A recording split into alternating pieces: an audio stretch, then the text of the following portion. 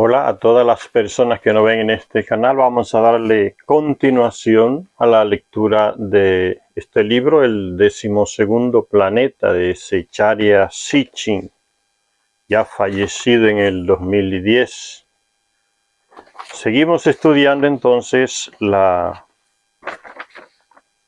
información sacada por Zecharia Sitchin de las tablillas. Esto es una tablilla de arcilla, de las tablillas encontradas en Mesopotamia. Y en esta parte son 7 tablillas que nos hablan de la formación de nuestro sistema solar en un texto llamado La Epopeya de la Creación. Decíamos la otra vez que ahora en esta continuación Zecharia Sitchin iba a presentarnos la formación de nuestro sistema solar basado en este texto de la Epopeya de la Creación de la época de los sumerios. ¿De dónde sacaron los sumerios esas informaciones? Se las dieron los Anunnaki, que podían ir y venir en el espacio. Y Zecharia Sitchin va a presentar esta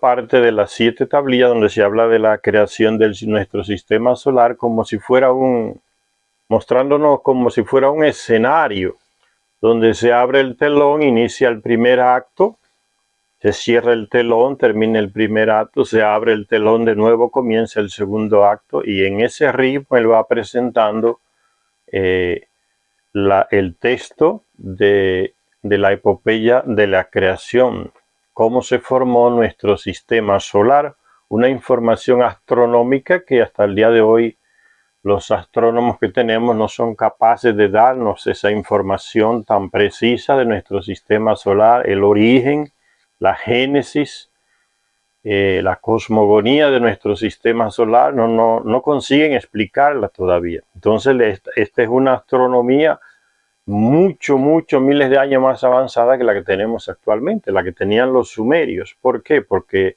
se la dieron los Anunnaki que podían ir y venir en el espacio.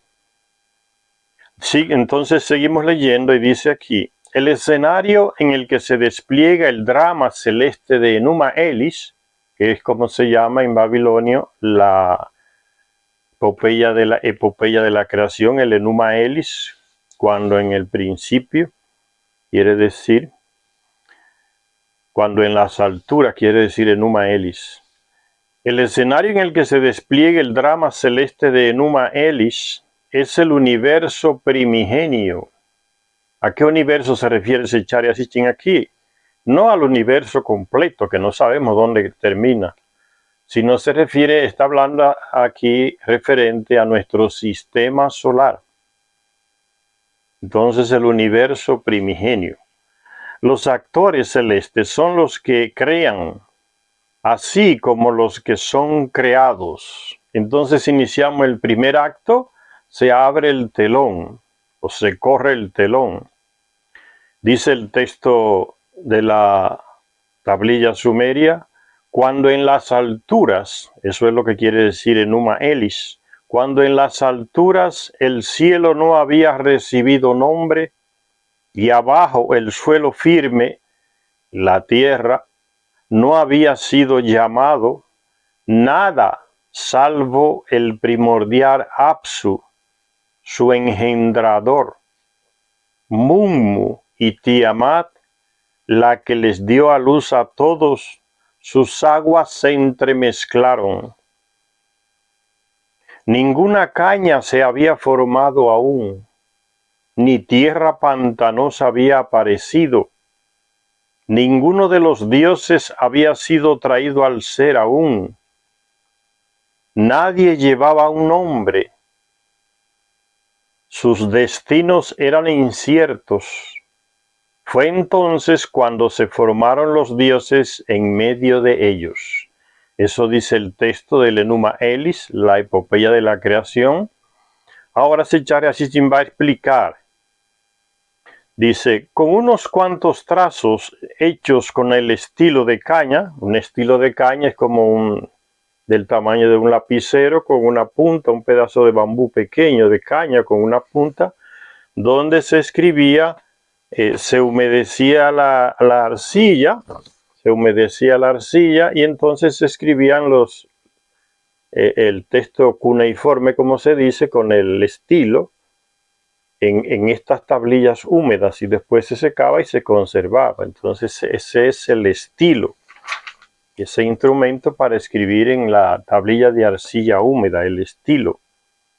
Dice, con unos cuantos trazos hechos con el estilo de caña sobre la primera tablilla de arcilla, con 9 cortas líneas, el antiguo cronista poeta se las ingenia para sentarnos en el centro de la primera fila del escenario. Y de forma audaz y dramática sube el telón del espectáculo más majestuoso que se haya visto, la creación de nuestro sistema solar.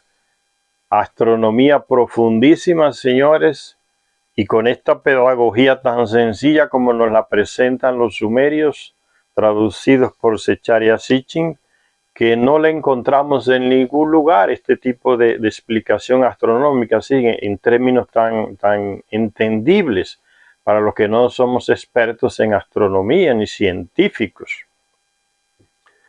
En la inmensidad del espacio, los dioses, recuérdense que los dioses siempre, colóquenlo entre comillas, no, los dioses, ahora se está refiriendo a los planetas, los dioses, no a los Anunnaki. En la inmensidad del espacio, los dioses, o sea, los planetas, estaban aún por aparecer, por ser nombrados, por tener sus destinos, o sea, sus órbitas fijados. Solo existían 3 cuerpos en el primordial Apsu, que es el Sol, el que existe desde el principio, Mummu, el que nació, y Tiamat, la doncella de la vida. Al principio solo existían esos 3. Aquí está, en este diseño aquí, en esta pintura. Solo estos 3 existían al principio. Estos 3 aquí. El Sol, Tiamat y Mummu o Mercurio. Esos fueron los primeros que aparecieron. Entonces aparece Tiamat como si fuera la esposa del Sol que va procreando hijos, o sea, los otros planetas. Entonces al principio dice solo existían Apsu, el Sol engendrador, Mummu, el que nació, que es Mercurio, y Tiamat, la que les dio a luz a todos. Entonces sigue diciendo la explicación de Zecharia Sitchin. En la inmensidad, las aguas de Apsu y Tiamat se mezclaron, y el texto aclara que no se refiere a las aguas en las que crecen las cañas, sino más bien a las aguas primordiales, o sea, los elementos básicos generadores de vida del universo.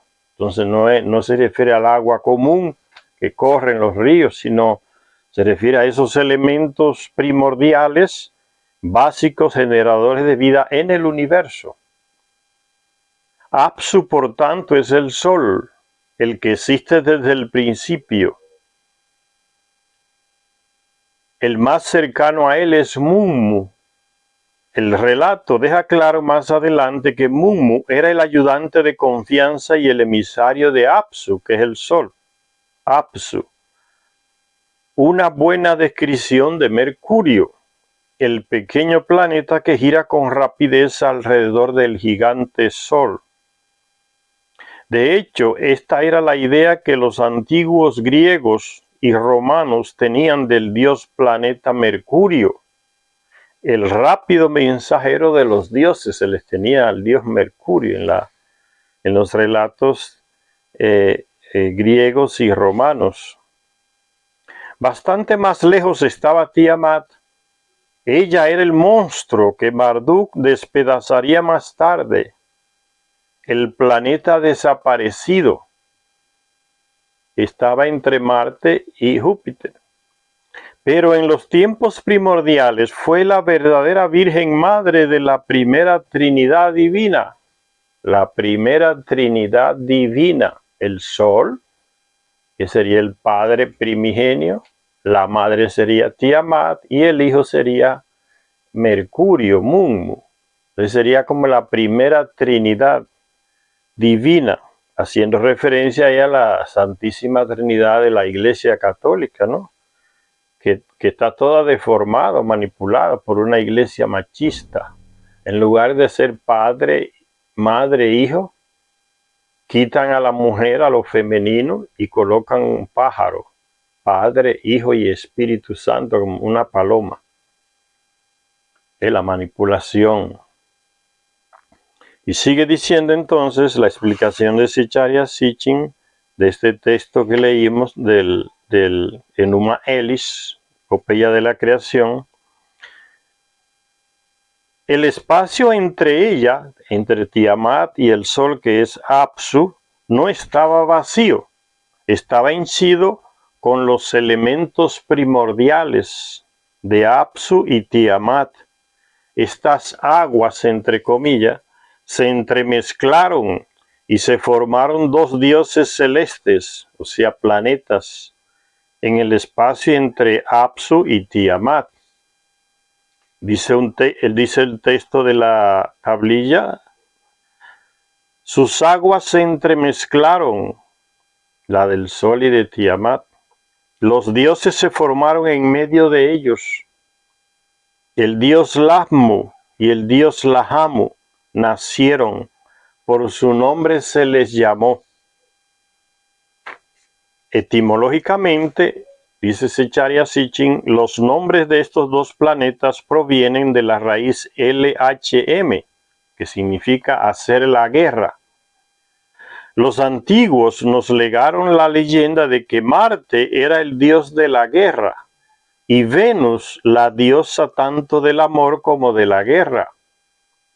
Latmo y Lahamu eran, de hecho, nombres masculino y femenino, respectivamente, con lo que la identidad de los dos dioses, planetas, de la epopeya y los planetas Marte y Venus se confirman tanto etimológica como mitológicamente.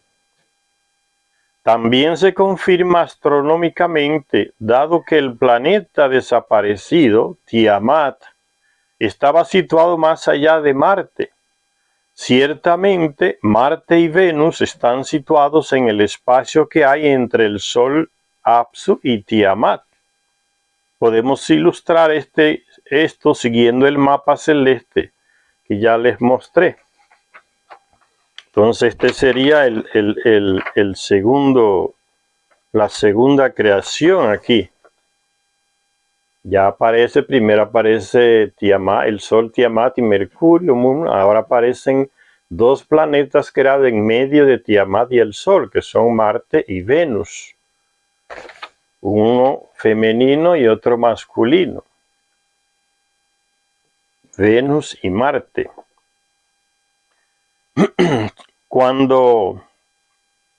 Entonces sigue diciendo la explicación de Zecharia Sitchin, que se crean esos dos planetas en medio del Sol y Tiamat, ese espacio. Entonces, después prosiguió el proceso de formación del sistema solar. Latmo y Lahamu, o sea, Marte y Venus, nacieron, pero incluso, y ahora se lee el texto, antes de que hubieran crecido en edad y en estatura hasta el tamaño señalado,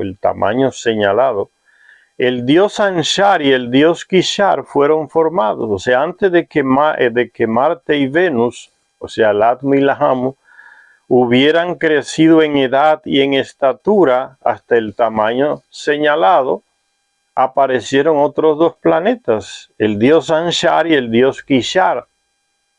Fueron formados, sobrepasándoles en tamaño a aquellos dos, Marte y Venus.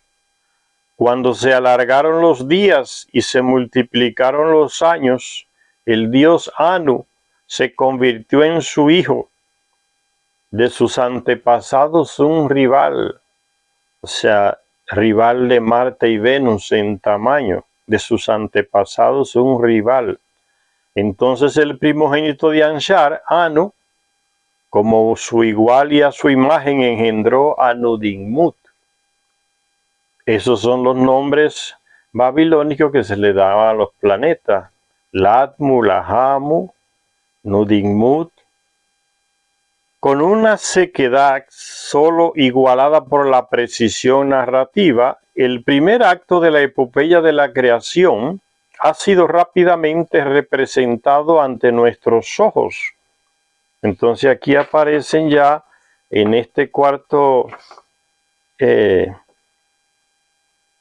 esta imagen aquí aparecen ya Tiamat, ya aparece Tiamat, ya aparece Kishar y Anshar, que son Júpiter y Saturno, y aparece Urano, que sería el Anu, que tiene, y ahí se termina como el primer acto de la creación, con una sequedad igualada solo por la precisión narrativa. El primer acto de la epopeya de la creación ha sido rápidamente representado ante nuestros ojos. Se nos ha informado que Marte y Venus iban a crecer solo hasta un tamaño limitado. Dice el tamaño señalado, dice el texto de la epopeya, el tamaño señalado. Entonces eso se nos ha informado. Pero incluso antes de que su formación se completara, otros dos planetas se formaron. Los dos eran planetas majestuosos, como lo evidencian sus nombres: Anshar, que significa el príncipe, el primero de los cielos, y el otro era Kishar, el primero de las tierras firmes. Entonces se está refiriendo a Saturno y a Júpiter. Estos dos aventajaban en tamaño al primer par, que era Marte y Venus. Por eso dice el texto, sobrepasándoles en estatura. La descripción, los epítetos y la situación de este segundo par los identifica fácilmente como Saturno y Júpiter. Después pasó algún tiempo, dice el texto, se multiplicaron los años, dice el texto de la epopeya, se multiplicaron los años. Y nació un tercer par de planetas. Primero llegó Anu, más pequeño que Anshar y Kishar, por eso se dice su hijo, pero mayor que los primeros planetas. Por eso se dice de sus antepasados un rival, mayor que Marte y Júpiter. Después Anu engendró a su vez a un planeta gemelo, su igual y a su imagen. La versión Babilonia nombra al planeta Nudimmud, un epíteto de Ea o Enki, aquel hijo de Anu. Recuérdense el libro perdido de Enki, de un epíteto de él, que significaba el que hace cosas, que crea cosas. Por eso se le puso a Urano Nudimmud, a Neptuno Nudimmud. Un epíteto de Ea Enki. Una vez más, las descripciones de tamaño y situación se adecúan al siguiente par de planetas de nuestro sistema solar, Urano y Neptuno. Urano y Neptuno, entonces, eso aquí está representado ya en esta parte de acá. Urano y Neptuno aparecen y se cierra casi el primer acto de esta presentación, de este escenario, casi. Pero aún hubo, dice, otro planeta que se sumó a estos planetas exteriores, aquel al que llamamos Plutón. La epopeya de la creación ya se ha referido a Anu como primogénito de Anshar, dando a entender que aún había otro dios planetario nacido de Anshar y Saturno. Si se habla de que ese es su hijo primogénito, entonces primogénito es un término de comparación con otro que no es primogénito. Entonces cuando se dice Anu tuvo un hijo primogénito, significa que había otro que no era el primogénito.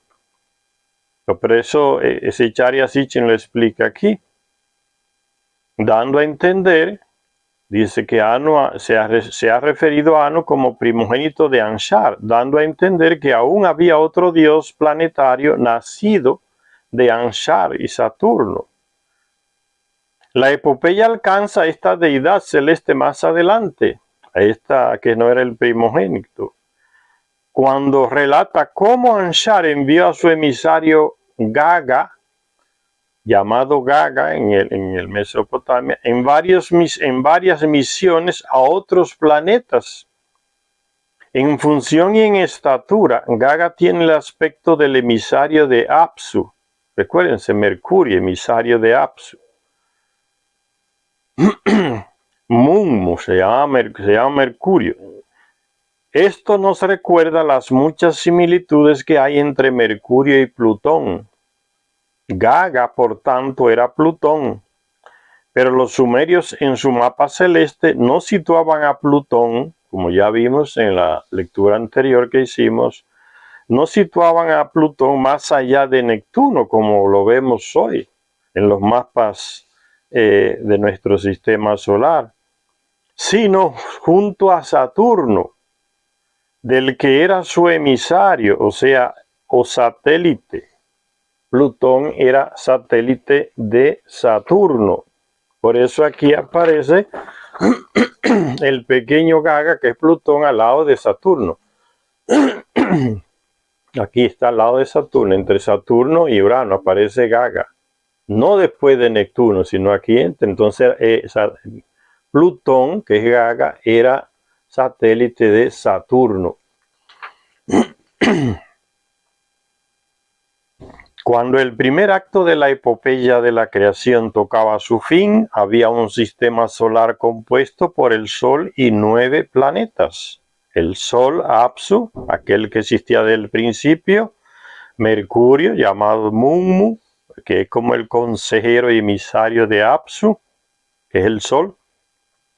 Venus, llamado Lahamu, significa dama de las batallas, dama guerrera, Venus. Marte, que es Latmu, deidad de la guerra. Tiamat, doncella que dio la vida. Júpiter, que es Kishar, el primero de las tierras firmes. Saturno o Anshar, el primero de los cielos. Plutón, Gaga, consejero y emisario de Anshar. Urano, Anu, el de los cielos, y Neptuno, Nudinmut, o Ea, o Enki, creador e ingenioso. Entonces ahí se cierra el primer acto ya con esa creación de 9 planetas, el Sol y 9 planetas. Entonces continuamos, ven, aquí no aparece la Tierra por ningún lugar, ven. Aquí no aparece la Tierra, aparecen Venus, Marte, Júpiter, Saturno, Urano, Neptuno y Plutón, pero no aparece la Tierra.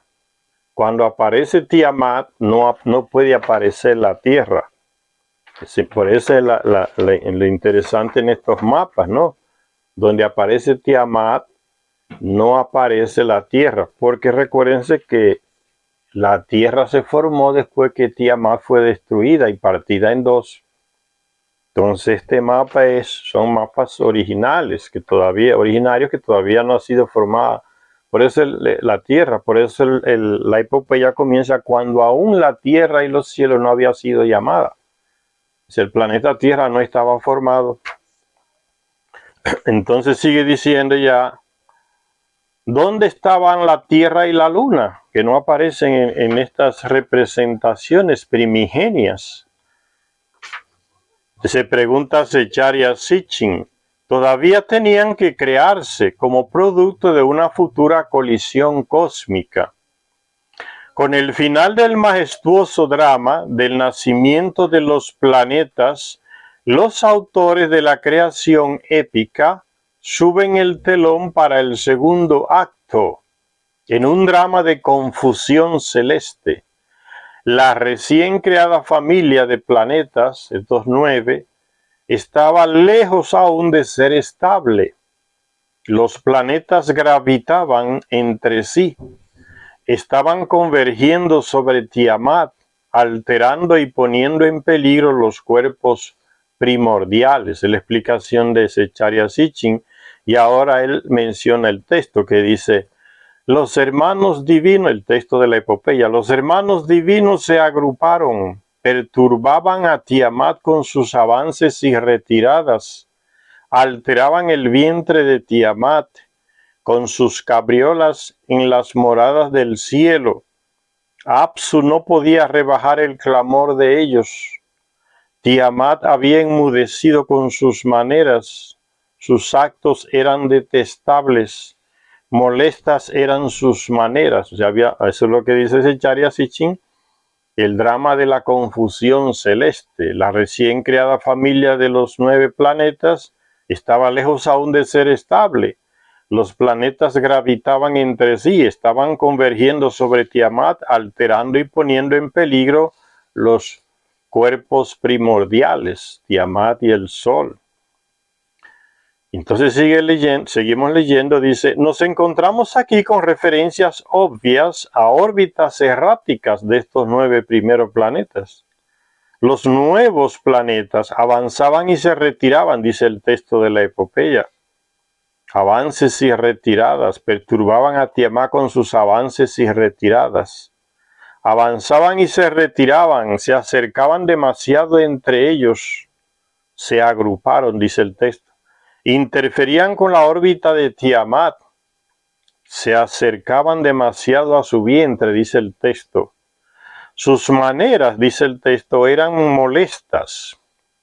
Aunque era Tiamat la que estaba en mayor peligro, Apsu, el Sol, también encontró detestables las maneras de los planetas y anunció su intención de destrozar sus maneras.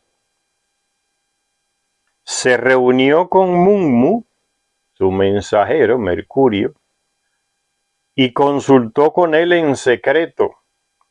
Pero los dioses oyeron por casualidad todo lo que habían tramado entre ellos dos, y el complot para destruirles les hizo enmudecer. El único que no perdió su ingenio fue Ea, Nudimmud, Neptuno. Pensó en una estratagema para verter el sueño en Apsu, el Sol. A los otros dioses celestes le gustó el plan, y Ea dibujó un mapa preciso del universo, lanzando un hechizo divino sobre las aguas primordiales del sistema solar. ¿En qué se pregunta Zecharia Sitchin, ¿en qué consistió este hechizo o fuerza ejercida por Ea, o sea, el planeta Neptuno?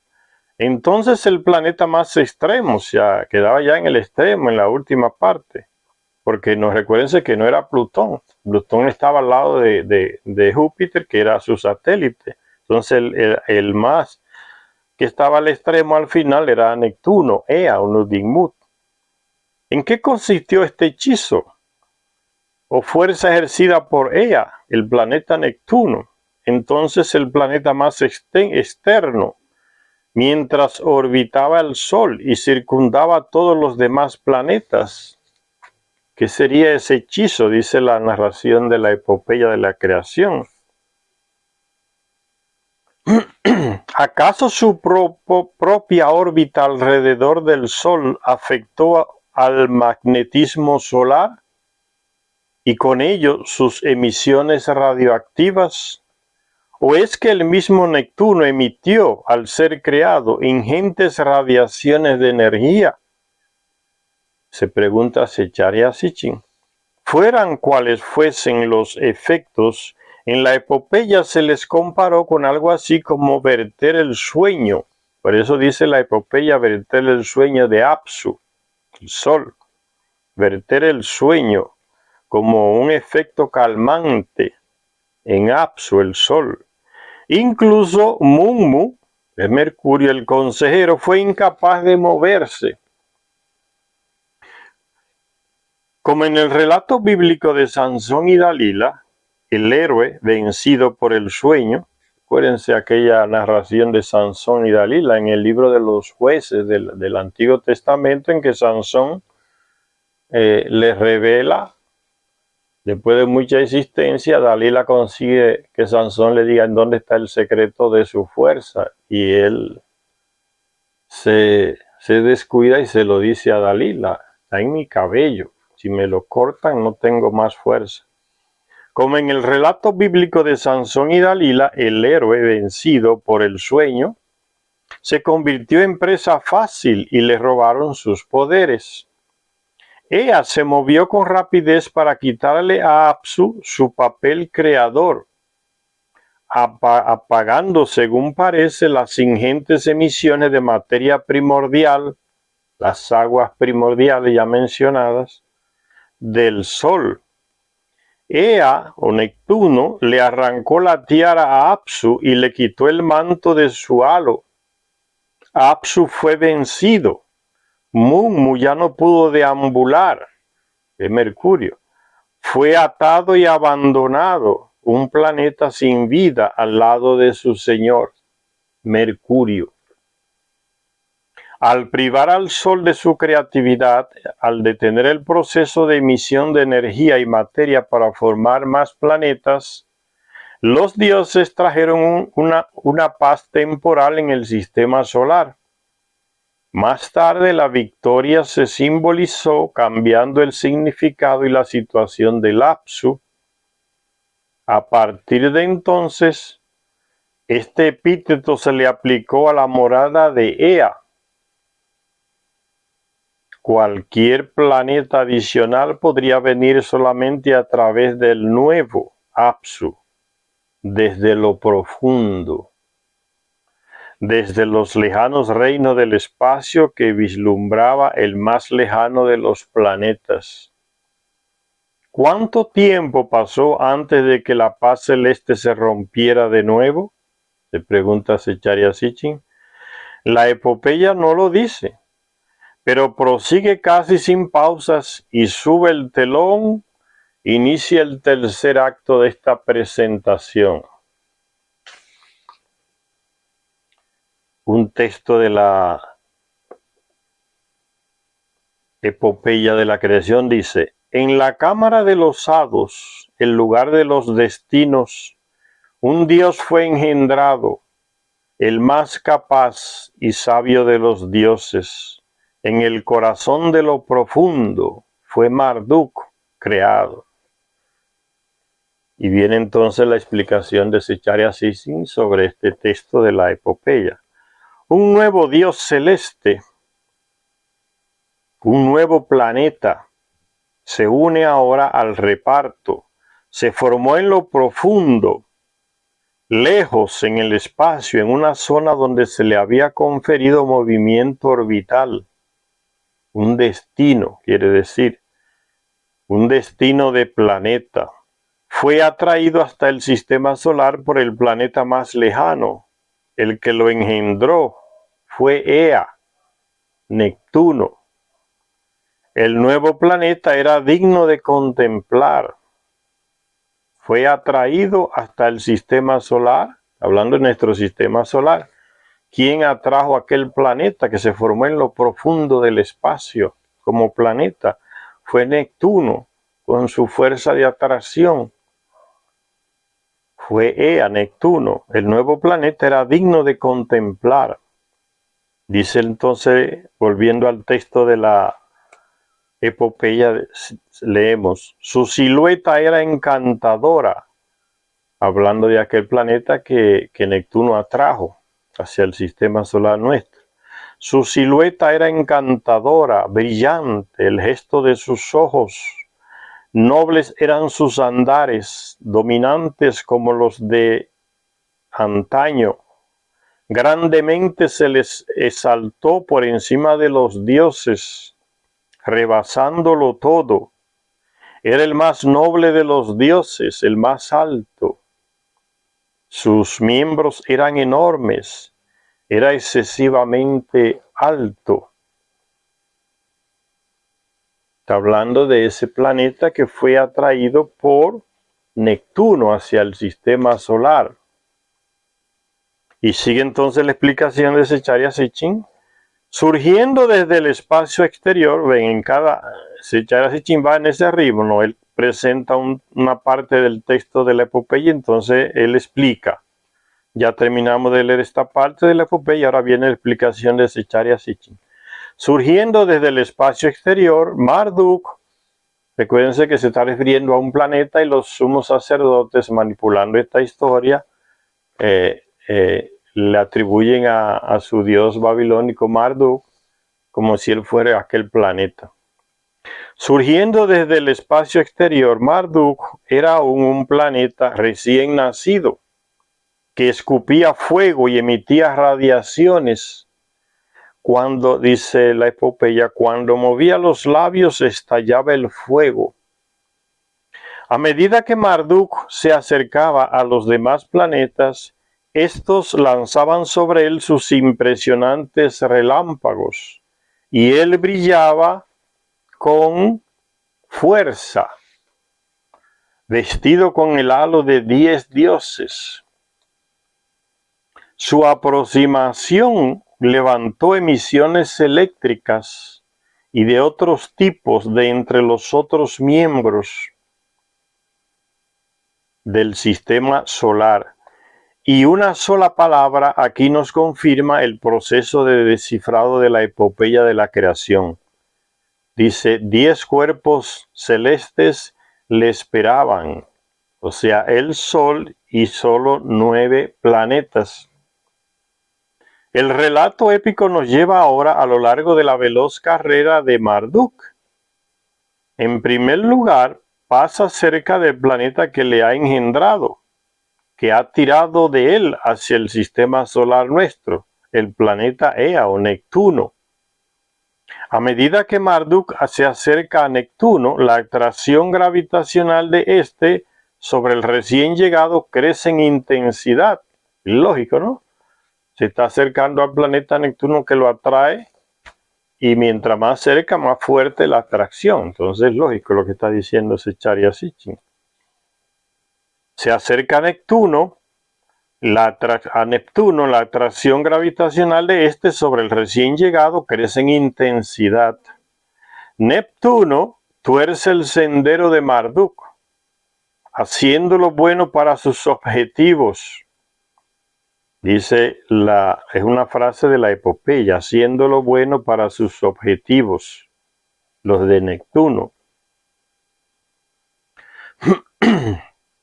Marduk debía de estar todavía en una fase muy dúctil, o sea, como muy maleable, ¿no?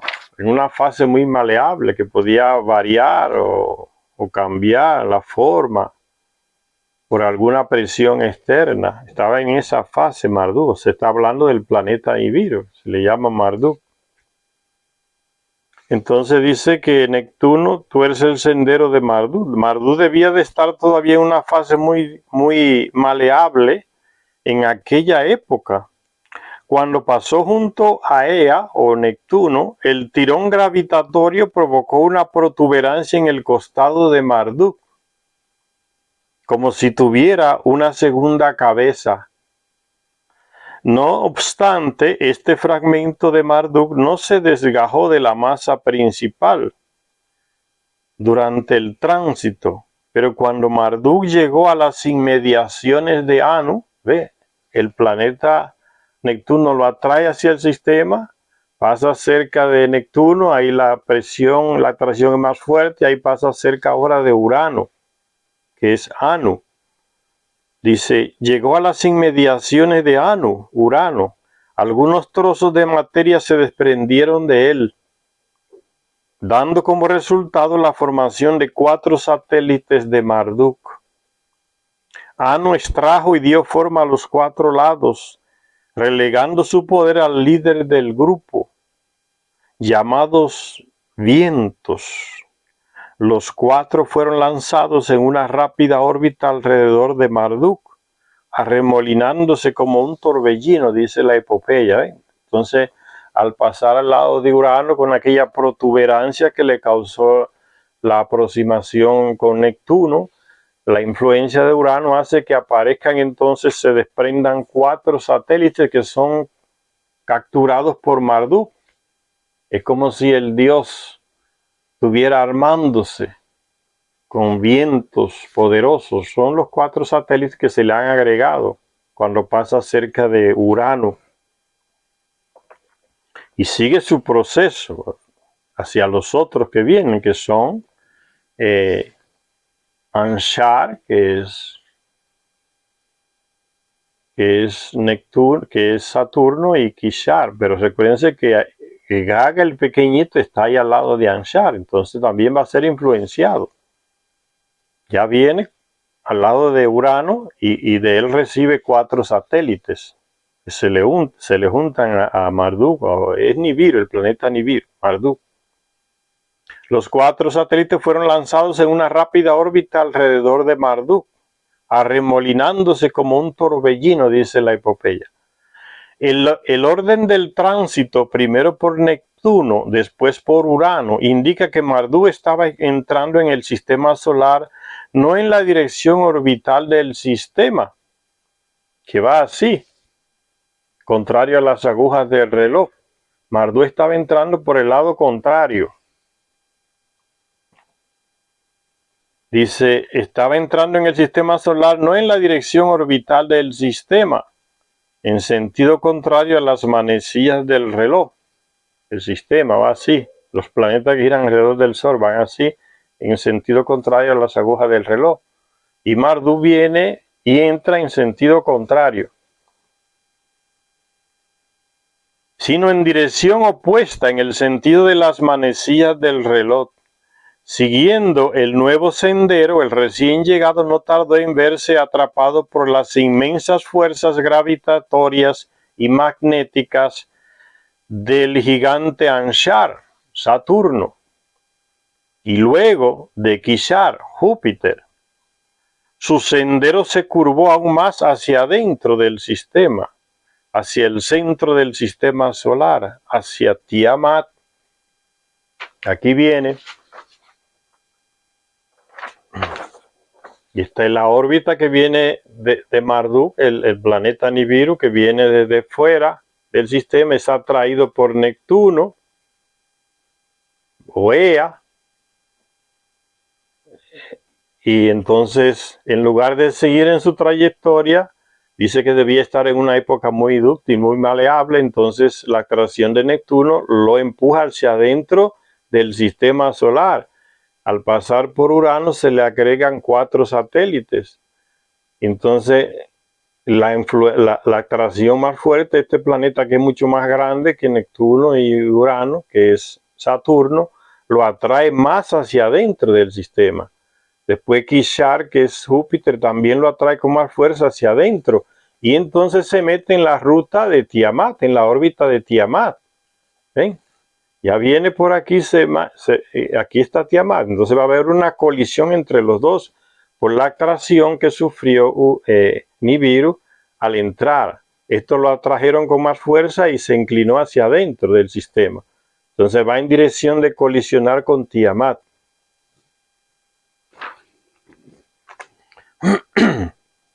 Dice, su sendero se curvó aún más hacia adentro, hacia el centro del sistema solar, hacia Tiamat se dirigía. La aproximación de Marduk pronto comenzó a alterar a Tiamat y a los planetas interiores, que son Marte, Venus y Mercurio. Él produjo corrientes, el nuevo planeta Nibiru, Él produjo corrientes, alteró a Tiamat. Los dioses no descansaban, llevados como en una tormenta. La fuerte fuerza de atracción de Nibiru, que entró al sistema solar, ya está influenciando la órbita de Tiamat y de los otros planetas Marte y Venus, que son más pequeñitos. Entonces se crea una tormenta, dice, en el sistema solar. Descontrol orbital por la presencia de este planeta. Aunque las líneas de este texto tan antiguo están parcialmente deterioradas en este punto, aún podemos leer que el planeta que se acercaba, dice el texto de la epopeya, entre comillas, diluyó las vitales de aquellos, pellizcó sus ojos, cierra comillas. La misma Tiamat, dice el texto, iba de un lado a otro muy turbada. Su órbita evidentemente se alteró. La atracción gravitatoria del gran planeta que se acercaba no tardó en despojar de trozos a Tiamat. De mitad de ella emergieron 11 monstruos, 11 satélites, un tropel rugiente y furioso de satélites que se separaron de su cuerpo y marcharon junto a Tiamat. La influencia de Nibiru hizo que alrededor de Tiamat se formaran 11 satélites que comenzaron a girar a su alrededor como si fueran el ejército de Tiamat. Furiosos satélites que se separaron de su cuerpo y marcharon junto a Tiamat. Preparándose para afrontar el embate de Marduk, Tiamat los coronó con halos a sus satélites, dándoles el aspecto de dioses, o sea, de planetas. Esos satélites iban ya en proceso de formarse como planetas, satélites que se desprendieron de Tiamat por la influencia de Nibiru que se acercaba, dándoles el aspecto de dioses, o sea, de planetas. De especial importancia para la epopeya y la cosmogonía mesopotámica fue el principal satélite de Tiamat. De estos 11 había uno que era el principal, que recibió el nombre de Kingu, el primogénito entre los dioses que formaron la asamblea de Tiamat. Como si fuera una reunión, formar los satélites. El Kingu era el principal de ellos. Y recuérdense que ya se dijo que recibieron todos un aspecto de dioses. Estaban en proceso de formación como planetas. Todos esos 11 satélites de Tiamat, entre ellos estaba Kingu. Dice el texto de la epopeya, ella, o sea Tiamat, elevó a Kingu, en medio de ellos lo hizo grande, en medio de los otros satélites, lo hizo grande. El alto mando en la batalla confió a su mano, como si fuera un ejército que se prepara para la batalla y se elige un comandante en jefe. Kingu lo preparó, el alto mando en la batalla confió a su mano. Sujeto a las conflictivas fuerzas gravitatorias, este gran satélite de Tiamat comenzó a moverse hacia Marduk. El Kingu comenzó a moverse hacia Marduk. El que se le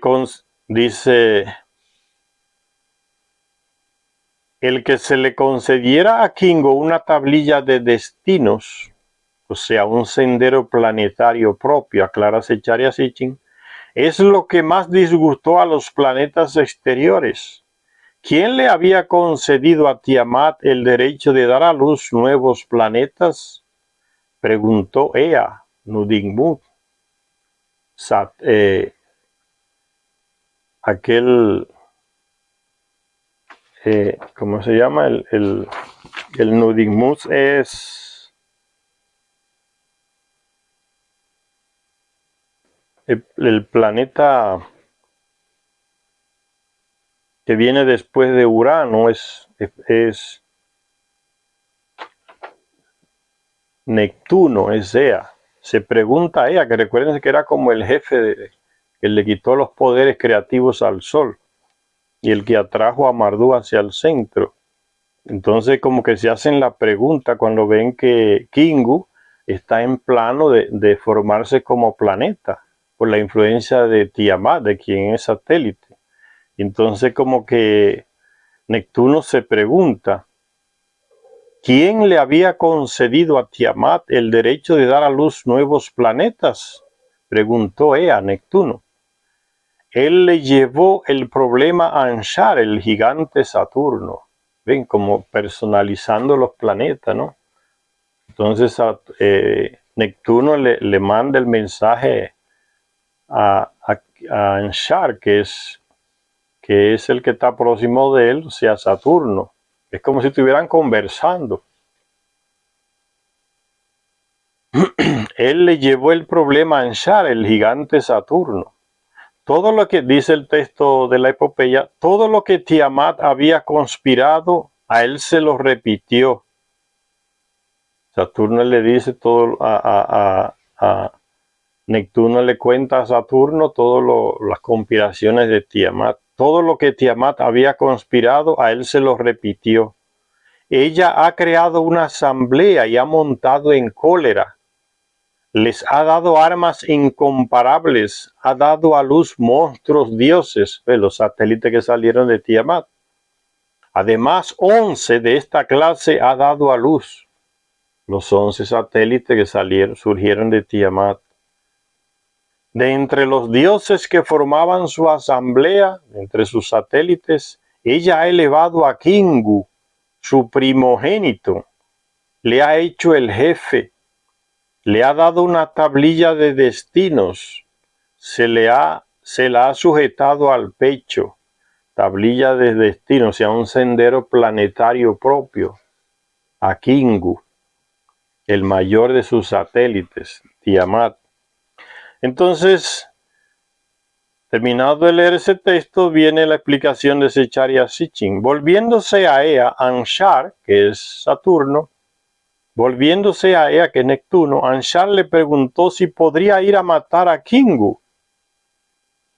La respuesta se ha perdido debido a una rotura en las tablillas, pero parece ser que Ea no satisfizo a Anshar, pues lo siguiente que tenemos del relato nos muestra a Anshar dirigiéndose a Urano, Anu, para averiguar si él aceptaría ir y enfrentarse a Tiamat. Pero Anu fue incapaz de enfrentarla y se volvió. Esa partecita ya está en el texto restaurado. Pero Anu fue incapaz de enfrentarla y se volvió. En los agitados cielos crece la confrontación. Un dios después de otro se apartan a un lado. ¿Acaso nadie va a darle batalla a la furiosa Tiamat? Marduk, después de pasar Neptuno y Urano, se acerca ahora a Anshar, Saturno, y sus amplios anillos. Esto le da a Anshar una idea. Dice, entonces ya sé qué hacer, como si tuviera una persona pensando en Anshar, Saturno. Cuando ve que ese dios que vino del exterior se le acerca, dice, esto le da a Anshar una idea. Aquel que es potente será nuestro vengador. Aquel que es agudo en la batalla, Marduk, el héroe. Bien, como los sacerdotes babilónicos pegaron el texto y lo adaptaron muy bien a su dios principal, que es Marduk, ahí en Babilonia. Una alabanza tremenda, ¿no? Dice que entonces Anshar tiene esa idea, ¿no? Vamos a elegir a este que llegó del exterior, que sea entonces el que la enfrente al monstruo, a Tiamat. Que sea nuestro vengador, Marduk, que sea nuestro héroe. Al ponerse al alcance de los anillos de Saturno, Marduk, él besó los labios de Anshar, Saturno. Él besó los labios de Anshar, pasó cerca de él. Al ponerse al alcance de los anillos de Saturno, él besó los labios de Anshar.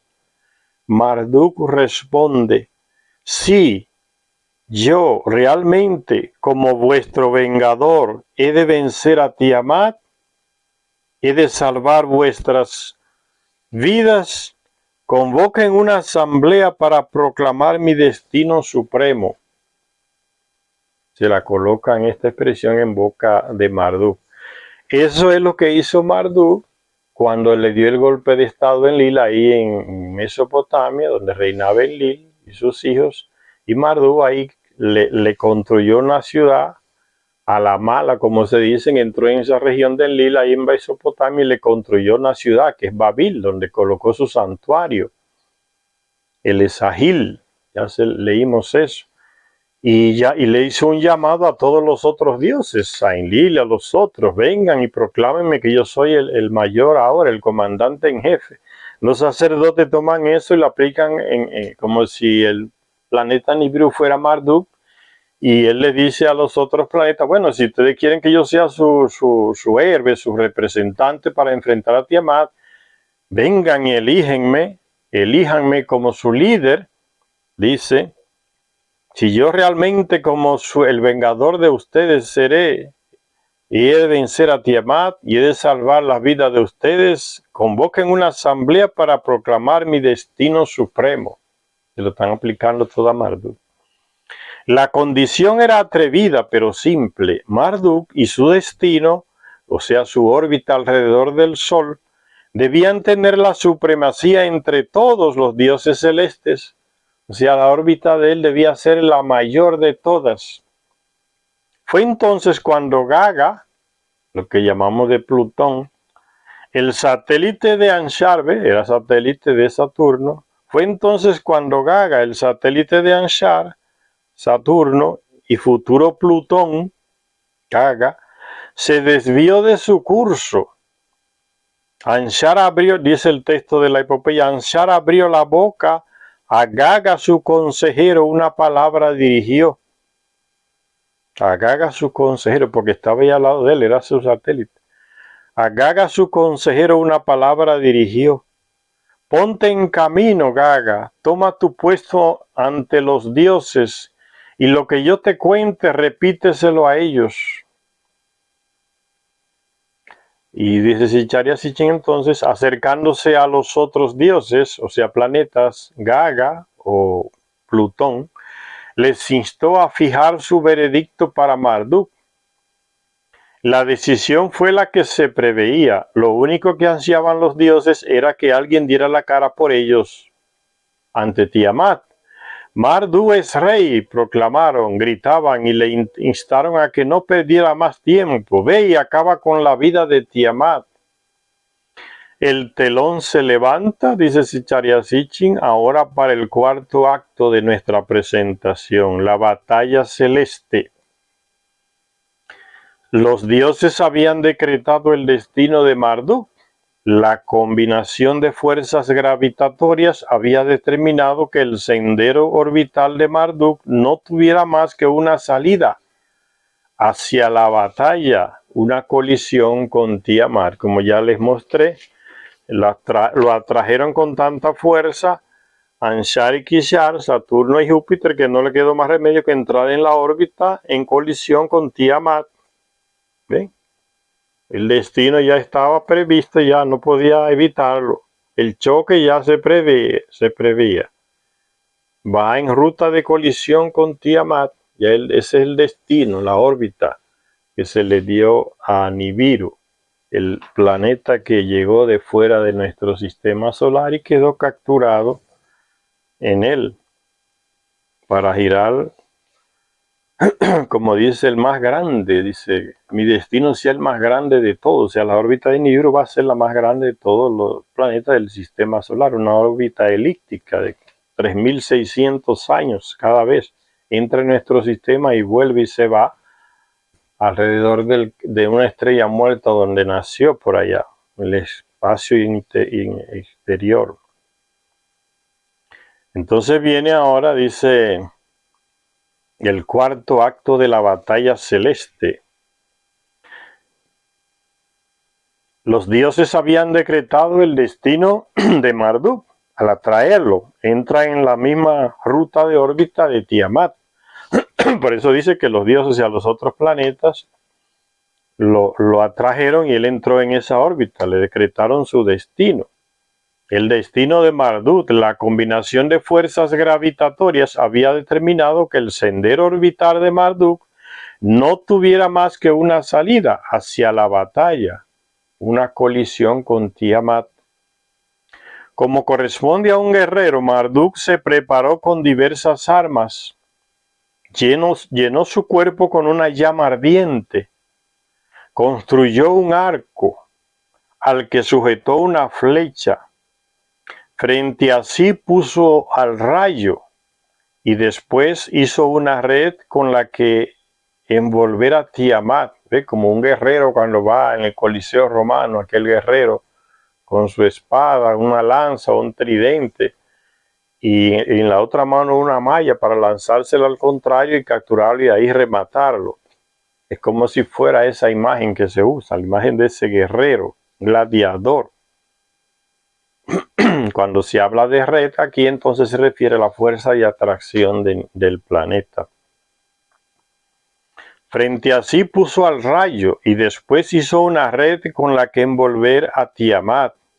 Todo esto no eran más que nombres comunes, dice Zecharia Sitchin, para lo que solo podían ser fenómenos celestes, o sea, descargas eléctricas que se darían los planetas mientras convergían, o el tirón gravitatorio, una red de uno sobre otro. A eso se refieren estos textos cuando hablan así, de que se le dio una flecha, puso un rayo enfrente, creó una red.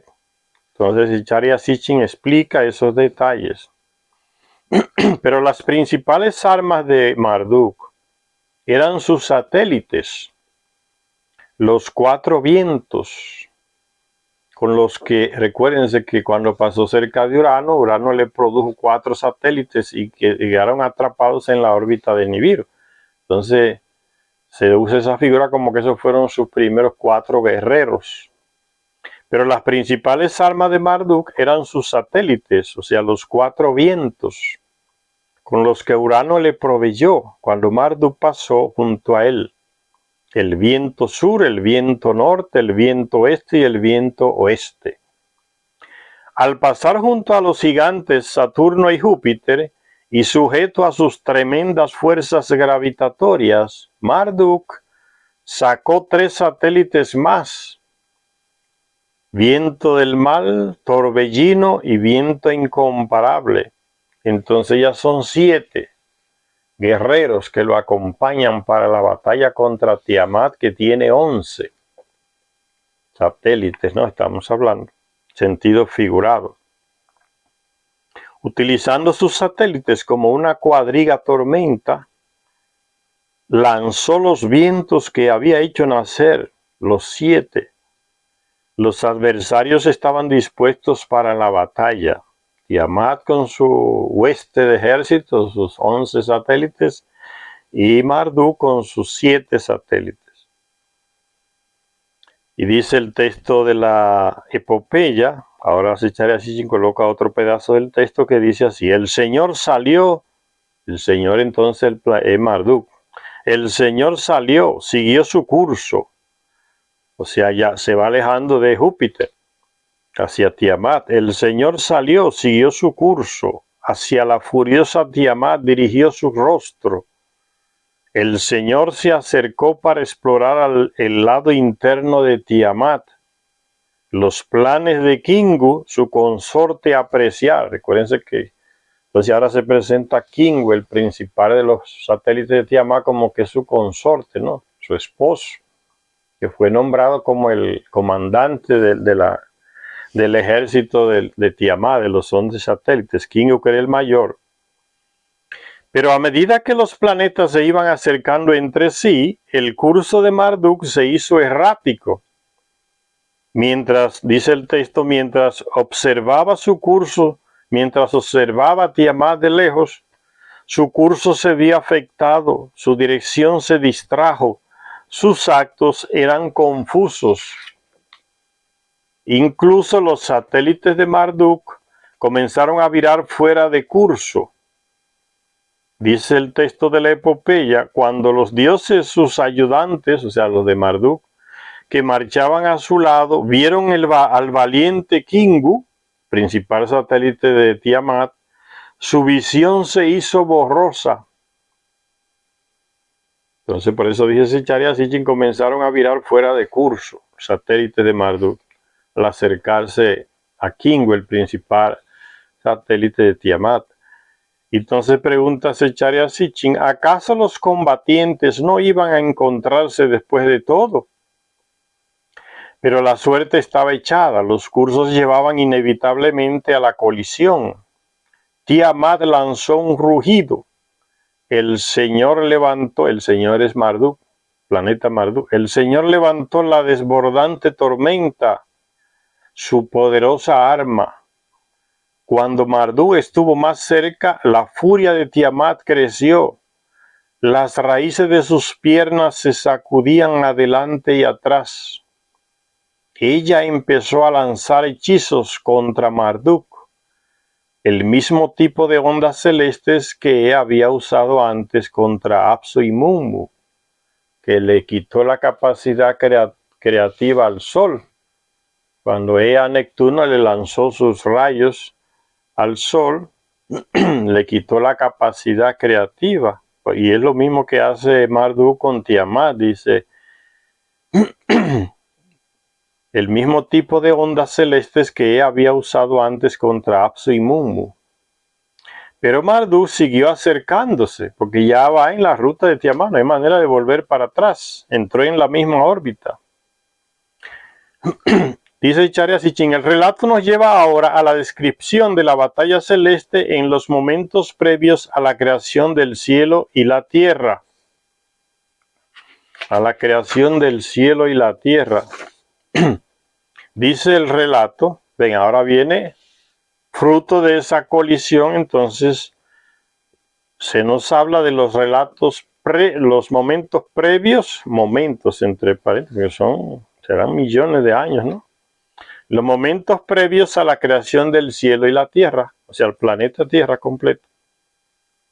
Dice el texto de la epopeya, el Señor, o sea, el planeta Marduk, extendió su red para atraparla a Tiamat, su fuerza de atracción. El viento del mal, uno de los satélites de Marduk, el viento del mal, el de más atrás, se lo soltó en el rostro. Marduk viene girando hacia Tiamat, rodeándose con sus satélites que giran alrededor de él. Y el que llega primero y se encuentra, que está girando alrededor de Marduk, uno de ellos se encuentra primero con Kingu, que es la luna, porque va girando alrededor de Marduk. Entonces no es Marduk el que se enfrenta directamente con Kingu, Tiamat, en esta etapa. Entonces son los satélites, uno de los satélites de él que van girando alrededor y se enfrentan primero con el satélite de Tiamat y después con el mismo planeta. El Señor extendió su red para atraparla. El viento del mal, el de más atrás, se lo soltó en el rostro. Cuando ella abrió la boca a Tiamat para devorarlo, él le clavó el viento del mal para que no cerrara los labios. Los feroces vientos de tormenta cargaron entonces su vientre. Su cuerpo se dilató, la boca se le abrió aún más. A través de ella le disparó él una flecha, le desgarró el vientre, le cortó las tripas, le desgarró la matriz. Teniéndola así sojuzgada, su aliento vital extinguió. Entonces se da el encontronazo, como decimos, la colisión de los satélites de Marduk o Nibiru contra Tiamat.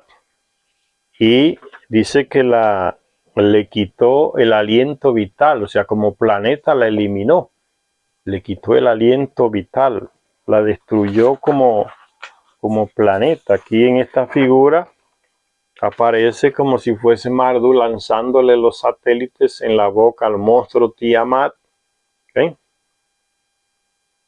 Le lanza el rayo en la boca para que no la cerrara y después entonces los satélites que vienen de él la impactan y llegan al vientre, dice.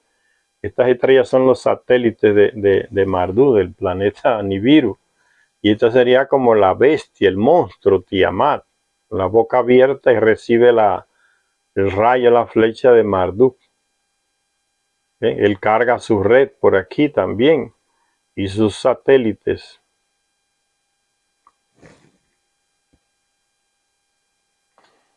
Es como una representación de esa batalla celestial entre el monstruo Tiamat y Marduk, como si fuera un personaje, porque se le están aplicando los sacerdotes a la Anunnaki llamado Marduk, que reinaba ahí en Babilonia y ellos trabajaban para él en su templo, en su residencia.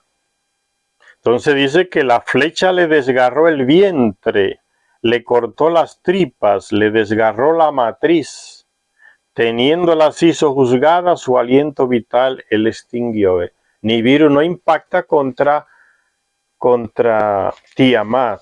Quien impacta contra Tiamat entonces son los satélites de Marduk o de Nibiru, que fue recogiendo cuando entró al sistema solar. De una parte se la dio Urano, otra parte se la dio Anshar, que es Saturno, y otra parte se la dio Kishar, que es Júpiter, y con esos satélites él se dirige a Tiamat, y son ellos los que impactan primero al planeta Tiamat y le quitan el aliento vital, dice.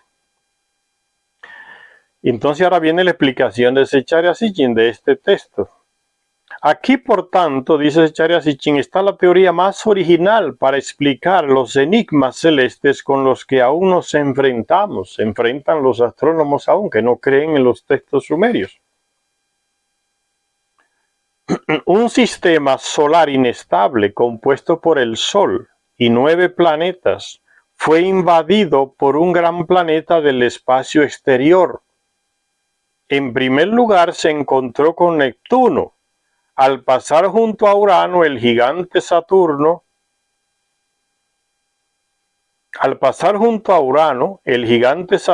y Júpiter, su curso se desvió en gran medida en dirección hacia el centro del sistema, lo que le mostré. Fue atraído con más fuerza hacia el centro al pasar junto a Saturno y a Júpiter, que tiene más fuerza de atracción que Neptuno y que Urano. Entonces lo alan con más fuerza hacia adentro y lo colocan en ruta de colisión en la misma órbita de Tiamat. Dice, su curso se desvió en gran medida en dirección hacia el centro del sistema solar, al tiempo que sacaba 7 satélites, y entró en curso inalterable de colisión con Tiamat, el siguiente planeta en línea. Pero los 2 planetas, como ya les dije, no chocaron entre sí. No hubo colisión entre Marduk y Tiamat, sino que fueron los satélites de Marduk que impactaron en Tiamat. Pero los 2 planetas, Tiamat y Marduk, no chocaron entre sí. Un hecho de cardinal importancia astronómica, dice Zecharia Sitchin. Fueron los satélites de Marduk los que chocaron con Tiamat y no el mismo Marduk. Ellos dilataron el cuerpo de Tiamat, haciéndole una amplia hendidura. A través de estas fisuras en Tiamat, Marduk disparó una flecha, entre comillas, un rayo divino, entre comillas, una inmensa descarga eléctrica, dice Zecharia Sitchin, que saltó como una chispa desde el energéticamente cargado Marduk, el planeta que estaba lleno de brillantez, como se dijo al principio, haciéndose camino hasta las tripas de Tiamat. Este rayo extinguió su aliento vital, neutralizó las fuerzas y campos eléctricos y magnéticos de Tiamat y los extinguió. El primer encuentro entre Marduk y Tiamat dejó a esta resquebrajada y sin vida entonces, pero su destino final estaba aún por determinar en futuros encuentros entre los 2. El destino final de Tiamat entonces se va a definir en la próxima entrada de Nibiru al sistema solar de nuevo y en la misma ruta donde estaba antes y donde estaba Tiamat. Kingu, líder de los satélites de Tiamat, se enfrentaría por separado, pero el destino de los otros 10 satélites más pequeños de Tiamat, recuérdense que eran 11 con Kingu, entonces dice que que era el líder de los guerreros satélites de Tiamat, dice Kingu, líder de los satélites de Tiamat, se enfrentaría por separado, pero el destino de los otros 10 satélites más pequeños de Tiamat se determinó en aquel momento. Dice el texto de la epopeya: después de matar a Tiamat, la líder, su grupo fue destruido en sus satélites, su este hecha pedazos. Los dioses, los auxiliares que marchaban al lado de ella, satélite de Tiamat, temblando de miedo, dieron la espalda para salvar y preservar sus vidas, como que escaparon de la batalla. Y viene la pregunta de Zecharia Sitchin frente a este hecho. ¿Acaso podemos identificar a esta hueste destruida, rota, que temblaba y daba la espalda? Es decir, invertía sus direcciones, dio la espalda, invirtió la dirección, en vez de ir al escenario de la lucha, viró la espalda, comenzó a girar. Piensen lo interesante de esto: el cinturón de asteroides gira en dirección contraria como van los planetas. Los planetas van girando así, en dirección contraria a la aguja del reloj, alrededor del Sol, y las piedras, los destrozos del cinturón de asteroides giran en la dirección contraria, como giran las agujas del reloj, y en esa misma dirección fue que Nibiru entró. Le dieron la espalda, dice el texto, todo tan explicado con una belleza y una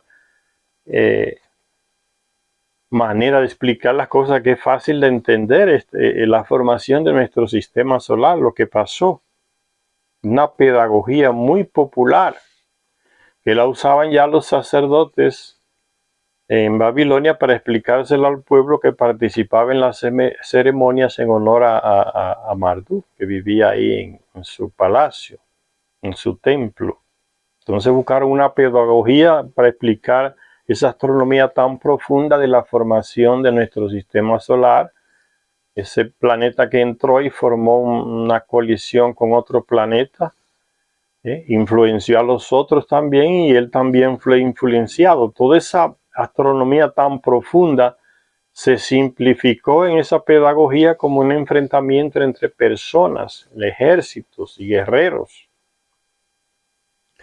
Entonces sigue diciendo Zecharia Sitchin: ¿acaso podemos identificar a esta hueste destruida, rota, que temblaba y daba la espalda a los satélites de Tiamat? Es decir, invertía sus direcciones. ¿Acaso podemos identificarla a esta hueste? Quizás así podamos ofrecer una explicación a otro misterio más de nuestro sistema solar: el fenómeno de los cometas. Pequeños globos de materia, los cometas vienen a ser los miembros rebeldes del sistema solar, pues no parecen obedecer a ninguna de las normas de la circulación, no van en la misma dirección de los planetas alrededor del Sol. Las órbitas de los planetas alrededor del Sol son, con la excepción de Plutón, casi circulares. Las órbitas de los cometas están estiradas, son elípticas. Y interesante, la órbita de Marduk o Nibiru también es elíptica. Estiradas, y en la mayoría de los casos lo están mucho, hasta el punto de que algunos de ellos desaparecen de nuestra vista durante cientos, miles de años por la órbita elíptica que tomaron. Los planetas, con la excepción de Plutón, orbitan al Sol en el mismo plano general. Las órbitas de los cometas se sitúan en muchos planos diferentes. Y lo más significativo es que, mientras que todos los planetas que conocemos circundan al Sol en la misma dirección contraria a las manecillas del reloj, así van los planetas alrededor del Sol. Fíjense, aquí está, en este diseño, ven, van en contrarios a la manecilla del reloj. Y mientras que Nibiru va en sentido de las manecillas de reloj, y así van los satélites del cinturón de asteroides también. Los planetas, con la excepción de Plutón, orbitan al Sol en el mismo plano general. Las órbitas de los cometas se sitúan en muchos planos diferentes. Y lo más significativo es que, mientras que todos los planetas que conocemos circundan al Sol en la misma dirección, o sea, contraria a las manecillas del reloj, muchos cometas se mueven en sentido inverso. Los astrónomos no pueden decirnos cuál fue la fuerza o cuál fue el suceso que creó a los cometas y los arrojó a sus inusuales órbitas. Los astrónomos no saben porque no quieren aceptar los textos sumerios. Pero cada día van confirmando lo que está en los textos sumerios. Son testarudos. Prefieren ellos ignorar los textos y decir: nosotros descubrimos que la órbita de los satélites va tal, porque no quieren ver lo que ya está en los textos sumerios, la testarudez. ¿Recuerdan la testarudez de los jefes de la iglesia cuando Galileo Galilei los llamó en una sala y les dijo: vengan todos y vean por el espejo de mi telescopio, vean que el Sol es el centro del sistema y que la Tierra es la que gira alrededor del Sol. Vengan y vean. Ninguno de esos obispos y jefes quiso mirar por el espejito. Testarudos hasta el extremo, tercos. Prefieren la terquedad a no aceptar la verdad y seguir nadando en la mentira de que la Tierra era el centro del sistema y el Sol y todos los planetas giraban alrededor de ella. Vengan, confírmenlo, miren el espejo, miren el telescopio, que no es así. No quisieron. Tercos más que una pata de mula, como se dice. Y entonces Zecharia Sitchin, criticando solapadamente a estos astrónomos, dice: los astrónomos no pueden decirnos cuál fue la fuerza o cuál fue el suceso que creó a los cometas y los arrojó a sus inusuales órbitas. Y entonces dice Zecharia Sitchin: mi respuesta: Marduk, barriendo en sentido inverso en su propio plano orbital, destruyó la hueste de Tiamat hasta convertirla en pequeños cometas, afectándoles con su campo gravitatorio con la llamada red. Esa es la respuesta de Zecharia Sitchin basándose en las tablillas. Los astrónomos no la quieren aceptar. La respuesta está ahí. Y el relato completo. ¿Quién podía decir, si no los Anunnaki, que iban y venían por el espacio, una civilización millones y millones de años más avanzada que la nuestra? Y se lo dijeron a los sumerios. Y está en las tablillas. Los astrónomos actuales no quieren aceptar eso. La terquedad científica. Dice entonces Zecharia Sitchin: mi respuesta, basándose en las tablillas, es que barriendo Marduk, ese planeta Marduk, barriendo en sentido inverso en su propio plano orbital, destruyó la hueste de Tiamat hasta convertirla en pequeños cometas, afectándoles con su campo gravitatorio con la llamada red. Y ahí cita el texto para completar su respuesta, el texto de la epopeya, que dice: al echarles la red se encontraron atrapados los satélites de Tiamat. A todo el grupo de demonios que había marchado junto a ella les puso grilletes, sus manos ató, estrechamente rodeados no podían escapar. Es el texto de la epopeya que dice. Entonces dice Zecharia Sitchin: después de acabar la batalla, Marduk le quitó a Kingu la tablilla de los destinos, la órbita independiente de Kingu, su capacidad de ser planeta, y se la puso en su propio pecho. Recuérdense que Tiamat como que le había dado una tablilla de los destinos a Kingu, se la colgó en su pecho, se le había dado la posibilidad de convertirse en planeta, iba en ese proceso. Dice que Marduk ahora llega y le quita esa tablilla de los destinos a Kingu. Y el mismo Marduk entonces se cuelga esa tablilla de los destinos Dice, la órbita independiente de Kingu y se la puso en su propio pecho, Marduk. O sea, su curso se había desviado hasta convertirse en una órbita solar permanente. Entonces Marduk le quita el destino de la órbita de Kingu, la luna, y se la pone él. Entonces eso significa que Marduk queda integrado en una órbita alrededor de nuestro Sol, como estaba la luna, el Kingu. Eso quiere decir el texto, como lo interpreta Zecharia Sitchin.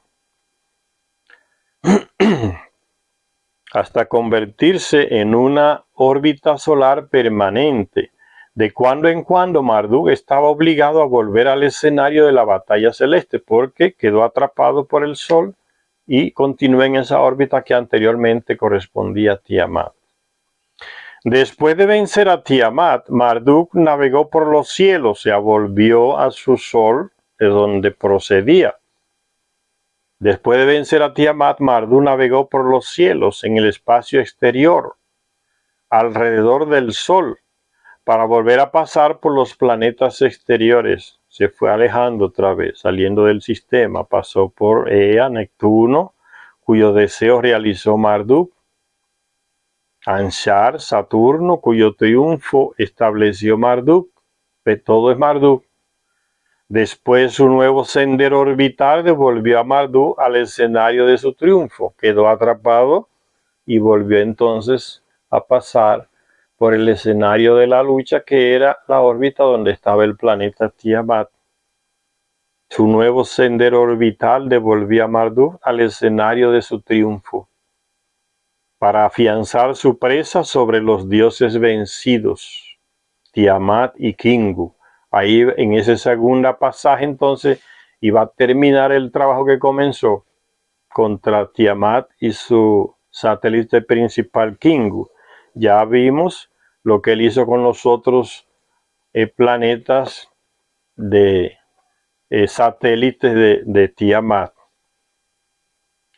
Cuando el telón está a punto de levantarse para el quinto acto, es el momento en el cual el relato bíblico del Génesis se une al relato mesopotámico de la epopeya de la creación. Vamos a parar por aquí y antes de entrar en ese quinto acto de esta presentación, de este escenario, vamos a parar para que este vídeo no sea tan largo. Le agradecemos a todas las personas que ven este canal y en la próxima lectura entonces continuamos con el quinto acto de esta representación escénica de esa gran astronomía profunda que se nos presenta en la epopeya de la creación. Gracias a todas y todos.